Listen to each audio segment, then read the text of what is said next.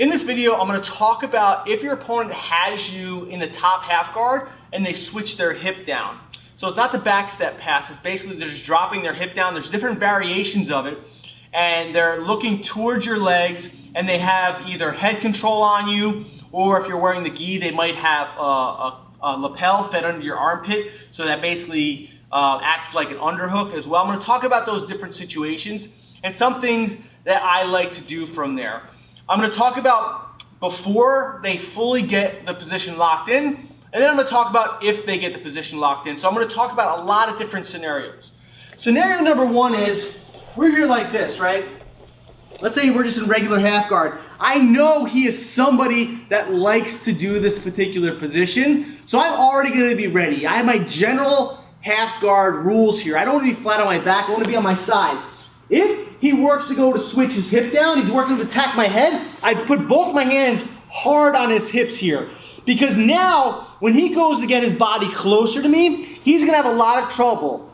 This is a position I used to have trouble with way back in the day, and then I did a ton of brainstorming to deal with this, and now I really don't have trouble with this position anymore. So if you look at my hands, here, just kind of come up a little bit here, my hands are hard on his hips here. Just bring his arm up, here, just like that. So now when he goes to get control of me, he's going to have trouble. If he goes to get solidified his position, he's going to have a hard time.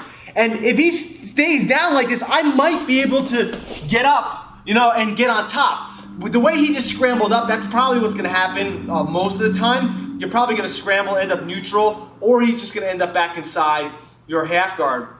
So when I'm here like this, right, and he goes, I need to get my hands on his hip bone at the furthest end of his outside hip here.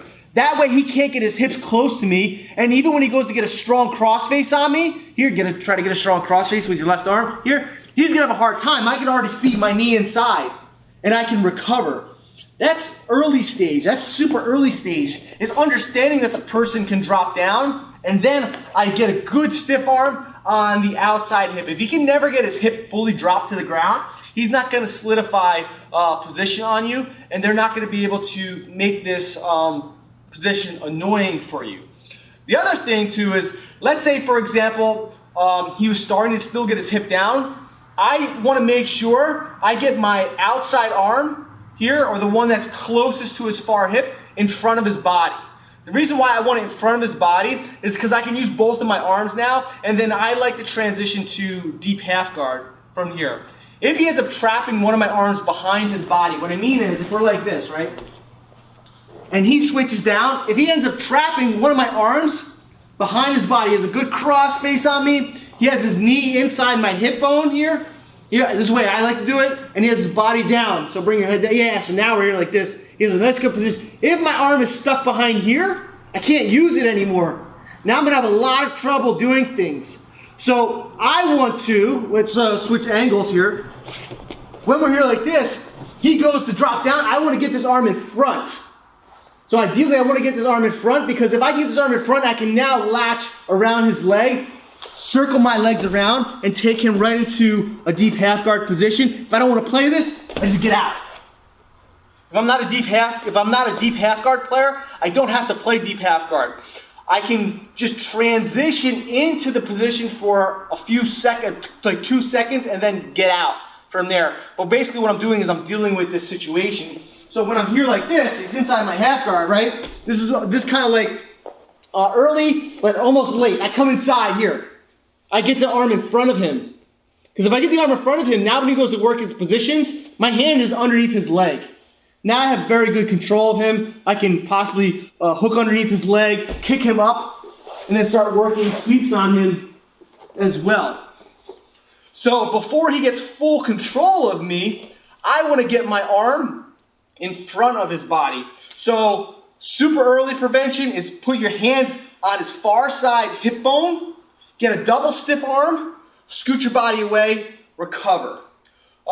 Still early, but a little later, is stopping them, but then getting both your arms in front of their body. You never want to get your one arm trapped behind their back, because then that's much harder. Now, let's say for example, we're in the later stages now. So we're here like this, and scenario number one, he puts his knee inside my hip bone here, like directly onto my hip bone here. His head is down nice and tight. He has good control of me. I can't use this arm anymore. I can't come here like this. I need to be able to get this hand underneath his face. Now, fortunately, most of the time, I can get my hand under the face. So even when he's holding tight here like this, I'm holding his leg. I take this hand and I bring it under his face. Let's see, he goes to walk his right hand up, kind of like do like a spider hand and try to get a deep underhook. Here, I need to get my hand underneath his face here. Now, I do not knife with my hand. I don't put pressure with a knife hand. I close my fist. I want to get my knuckles inside his neck. Because if I use a knife hand and he puts his ear to my body here, he can still put pressure down and he can still stop me here like that. But if I put my knuckles into his throat, when he goes to do the same thing, he's actually hurting himself. I drive hard like that. Look at all this space. Then I can hook underneath his leg and then recover. He might come up or whatever, and I might end up inside reverse de leave, a half guard or whatever. Well, the point is I created a lot of space. A lot of people make the decision to knife across the neck. I don't do that because I believe it's a weaker type of position. I curl my hand under and I put my knuckles inside their throat. I would say this works for me almost every time I can get my hand underneath. And fortunately, when you're rolling, people do make mistakes and they do lift their head up. It's not even the hardest. As long as you get your fingers under their neck, you can usually close your fist. And then your knuckles press in. By closing your fist, you're creating almost like a weapon. Like the knuckles are like a weapon of your body, and you can jam a lot of pressure into their throat. So when I'm here like this, right, he gets me in that same position. We're here like this, his head is down here, and he's looking towards my legs. I can't use my right arm. I can't come underneath here like this. I might need to kind of like bump him with my shoulder. I do not do this here. You may see my legs open while I'm talking, but I don't do this, because if I do that, I try to bridge, he's gonna kick his right leg out, and he's gonna pass. So what I do here is I keep this position, bring your leg back in. I keep this position here, his head is down. I keep his legs, and I'll turn my shoulder into him, curl my hand under, and I put my fist anywhere in his neck. At this point, I'm actually pretty good now. Because now when he goes to put his head down, or he goes to put his head anywhere, let's say he goes to move his head around, I don't know, I can just put a lot of pressure. I basically almost like I'm punching him in his throat. Then I push him away. I can hook inside his leg, and then I can recover from there. You're gonna find that the fist in the neck is going to be your saving grace in these positions here. This helps me out a lot. If I can't use my arms, I need to get a little dirty, and I need to put a lot of pressure into the person's throat, so that way I can create space. I do this a lot from many different situations because it works. Use the fist. Don't use your hand, because I believe the hand is a weaker scenario. Even when we're here like this, and he does the position where he has his knee like in my stomach, so his knee's kind of like pointing more upward. So we're here like this, he turns and his knee is pointing upward. Let's actually rotate so people can see. So if you look at his knee's now pointing upward. This is a common scenario as well. I still want to lock in. His head is down. My arm is behind. Look, keep your head down nice and tight. I could grind under. This isn't hard. Put my fist in and then I punch here. I might even shake. I'm trying not to be too mean to Russ because this is very uncomfortable. When you're doing it to your opponent, then it doesn't really matter. They'll end up dealing with it and then probably giving up the space. Then when I come here, I'll even shake a little bit. Now I have this, I'm already out at this point. If he goes to keep his position, he's going to lose it. I'll take my foot, hook underneath. If he ever lets me hook underneath like this is basically, he's just 1 or 2 steps away of being swept.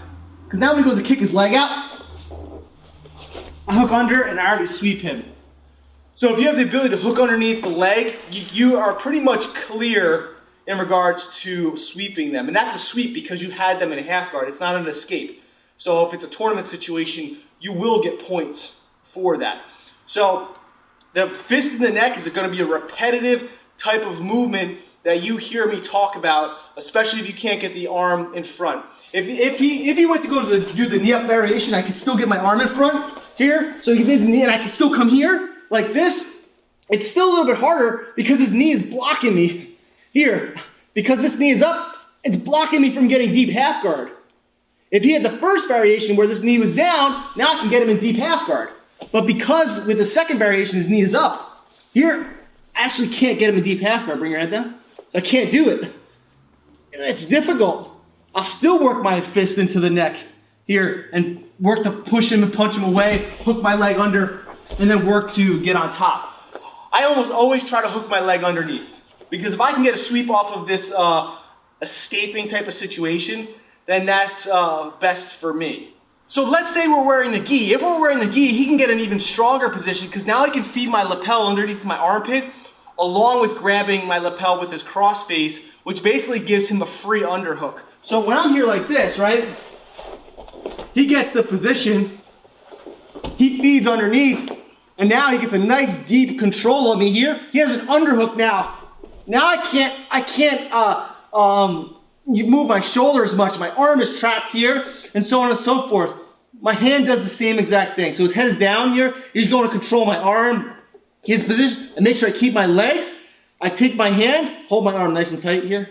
Hold this arm here. I come here, I curl my arm underneath. Same exact thing. It's all the same.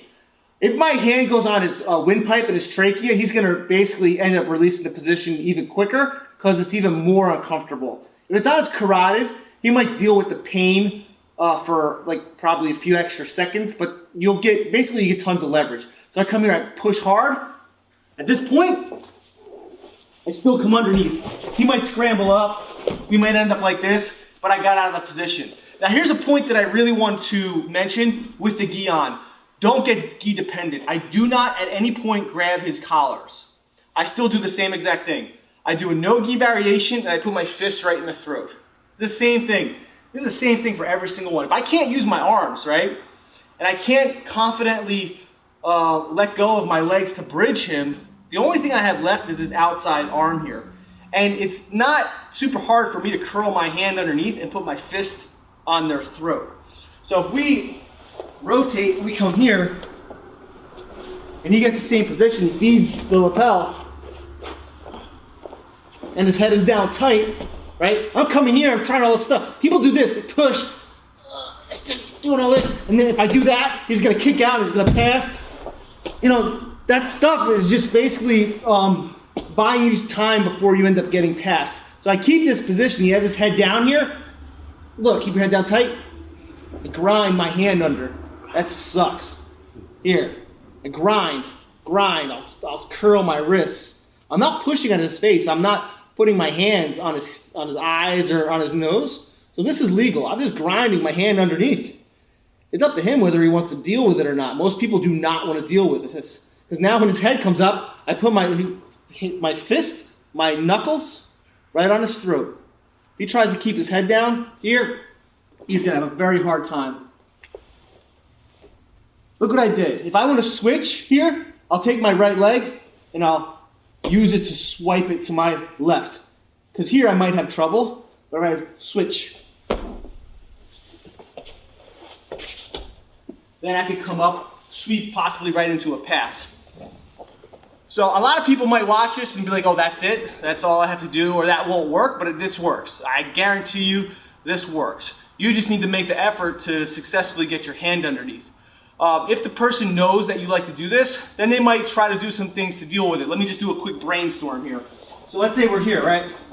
He has me in whatever type of half guard, and he knows that I like to do this. So he has his head down. He might grab my fist or something like this. So he grabs my fist, keep your head down, and he might do that and make it difficult for me to do this here. But I'm gonna keep curling. We're gonna do some hand fighting here, coming underneath, and then I'm gonna get my fist on his throat.